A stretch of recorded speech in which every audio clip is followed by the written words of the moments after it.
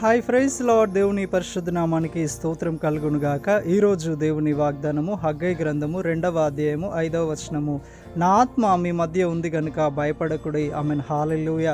చూడండి సహోదరి సహోదరుడా, భయంలో ఉన్నారా? కొంతమందికి వ్యాధిని గురించిన భయం, కొంతమందికి కుటుంబాన్ని ఎలా మెయింటైన్ చేయాలనే భయం, కొంతమందికి వారి పిల్లల భవిష్యత్తును గురించిన భయం, ఇంకొంతమందికి అయ్యో నాకు వివాహం జరగట్లేదే, అయ్యో నేను ఆగిపోయానే, నాకు ఉద్యోగం రావట్లేదే, కొంతమందికి ఈరోజు ఇంటర్వ్యూ ఉంది కదా, ఈ ఇంటర్వ్యూ ఎలా అవుతుందో అని భయం.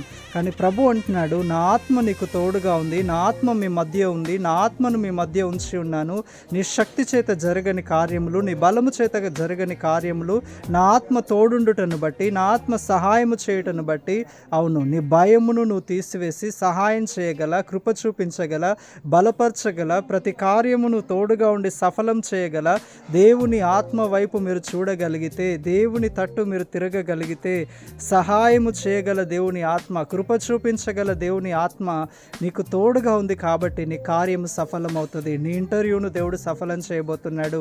నీకు మంచి ఉద్యోగాన్ని ఇచ్చి దేవుడు దీవించబోతున్నాడు. సేవను ప్రారంభించాలనే ఆశ కలిగి, ఉద్దేశం కలిగి నువ్వు ఆగిపోతున్నావు, సందిగ్ధంలో నువ్వు ఉన్నావు. కానీ ప్రభు అంటున్నాడు, నా ఆత్మ నీకు తోడుగా ఉంది, భయపడక నువ్వు దాన్ని ప్రారంభించు, భయపడక నువ్వు ముందు అడుగువై, నేను నువ్వు ప్రారంభిస్తున్న నీ సేవను దీవించి ఆశీర్వదించి విస్తరింపజేయబోతున్నాను. అనారోగ్యంను గూర్చిన భయము నీకుంది, స్వస్థపరిచి యెహోవాగా ఉంటున్న నేను, నా ఆత్మ నీకు తోడుగా ఉంది కాబట్టి నేను నిన్ను స్వస్థపరుస్తానని ప్రభు అంటున్నాడు.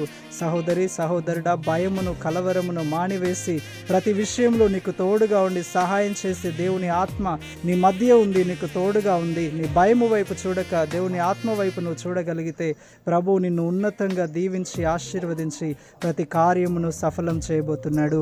I mean praise the lord.